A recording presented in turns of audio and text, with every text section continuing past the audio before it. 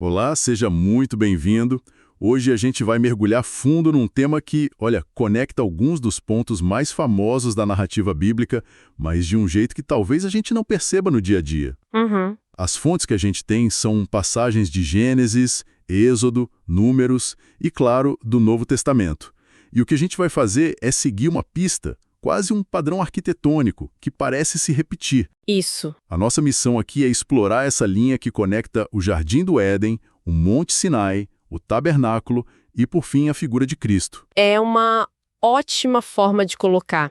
A gente vai investigar como esses elementos funcionam, tipo como modelos.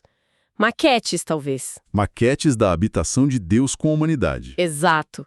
É uma história que começa com uma comunhão total, aí passa por uma separação bem dramática e depois mostra um caminho super complexo e cheio de detalhes para restaurar essa presença. É uma jornada que começa num jardim, né? Certo. Então vamos começar por aí, pelo ponto de partida.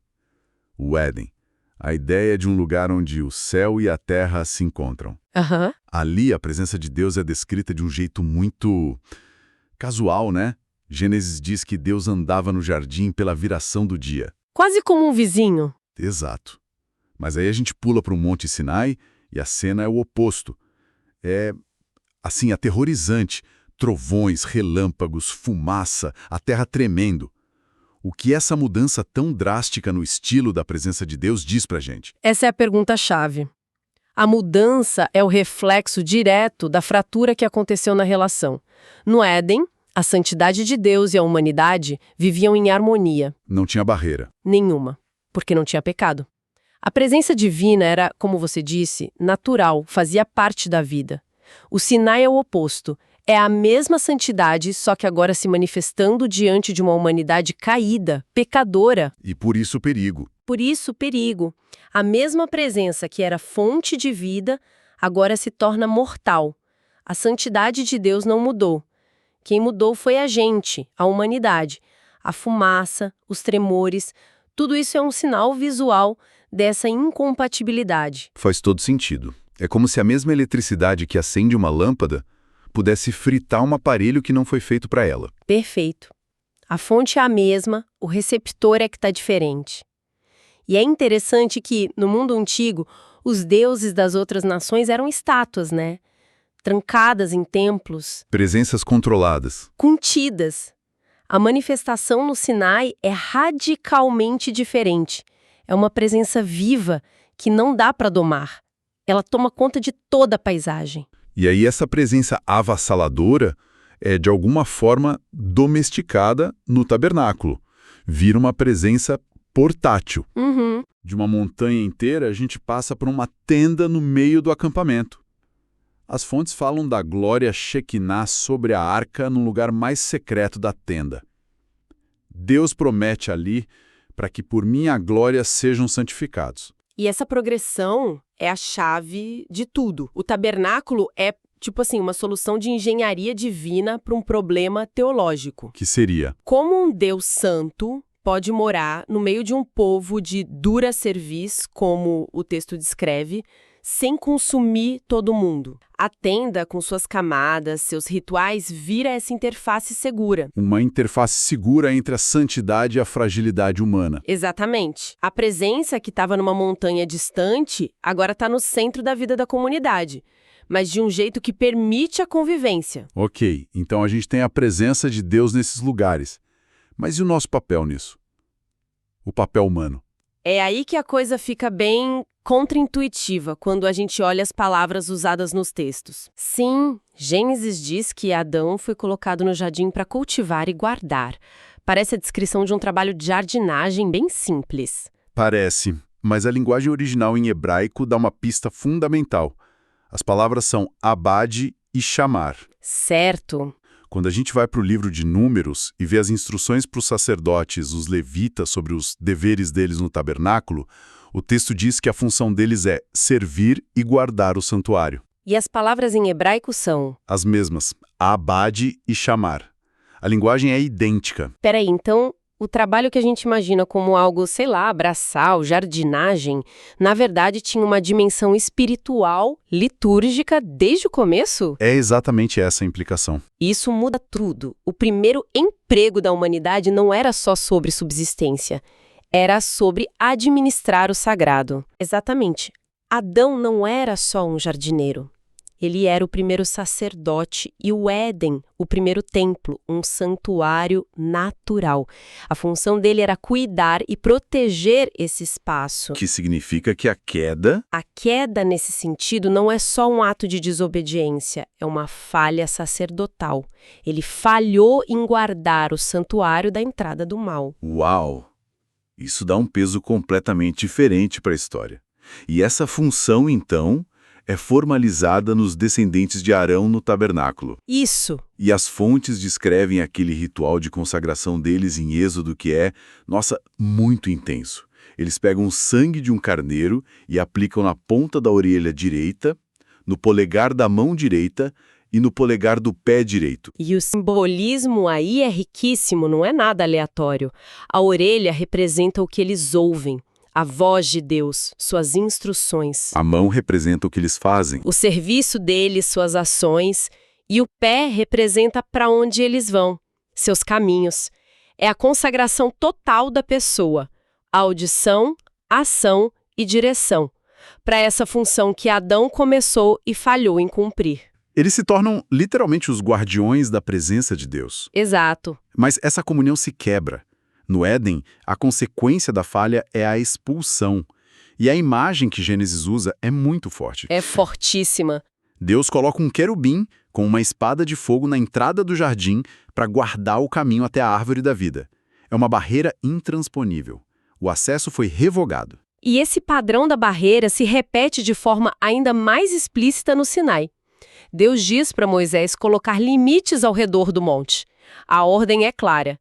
Todo aquele que tocar o monte será morto. A santidade se torna um campo de força letal. Exato. E a gente vê o porquê disso de forma trágica no episódio do bezerro de ouro. Enquanto Moisés está no monte, o povo lá embaixo já está construindo um ídolo. Isso mostra a profunda incompatibilidade. É um contraste brutal. E no tabernáculo, essa barreira vira parte da estrutura. Ela é internalizada. Eu estou falando do véu. O véu. Aquela cortina grossa que separava o lugar santo dos santos. E aqui vem o detalhe que conecta tudo.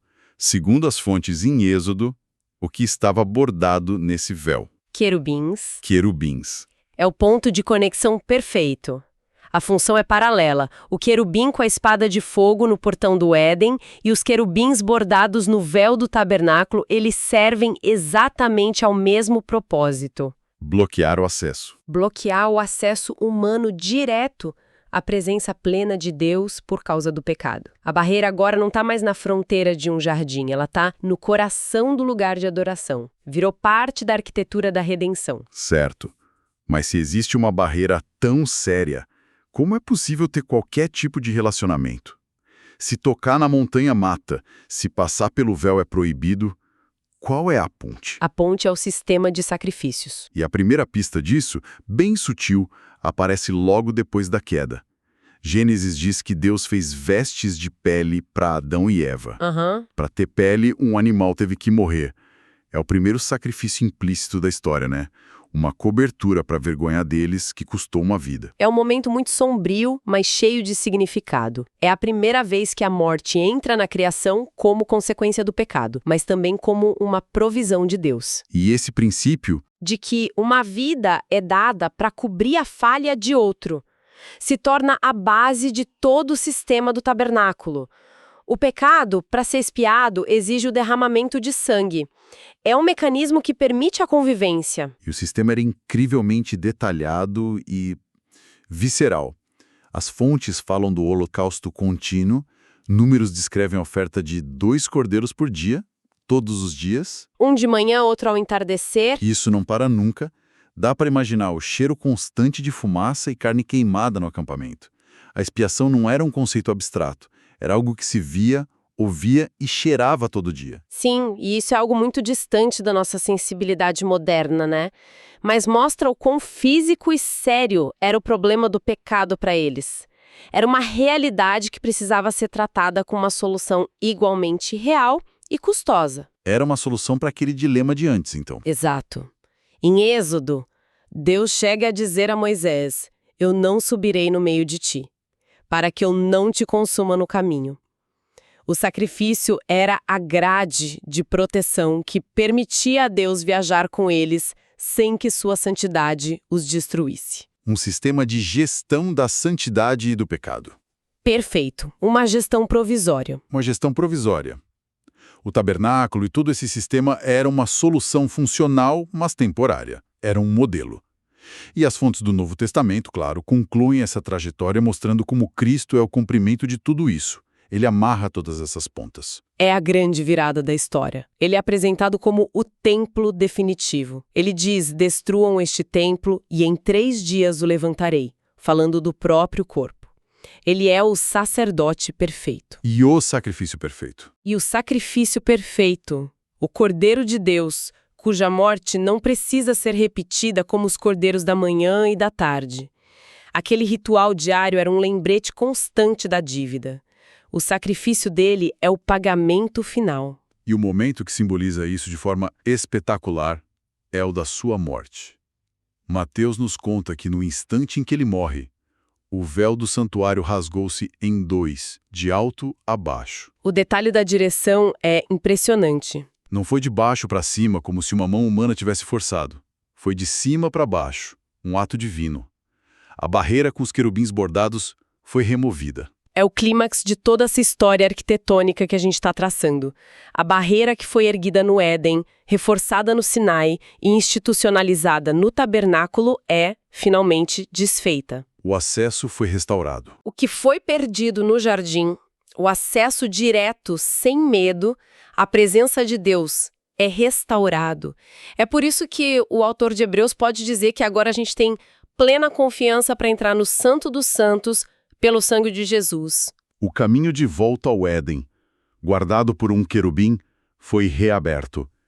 Então o jardim, a montanha, a tenda, todos esses modelos encontram sua realidade final nele. Sim, e essa restauração aponta para a promessa final, lá em Apocalipse, a visão de uma nova Jerusalém, uma cidade onde, curiosamente, o autor diz que não viu templo nenhum. Por quê? Porque o Senhor Deus Todo-Poderoso e o Cordeiro são o seu templo.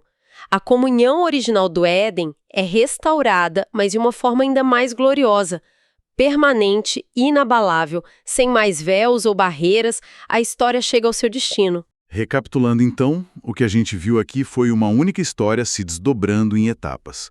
O Éden como o protótipo do templo, o Sinai como uma manifestação poderosa da presença, o tabernáculo como um santuário portátil, uma solução engenhosa, e, finalmente, Cristo como o cumprimento vivo e pessoal de tudo isso.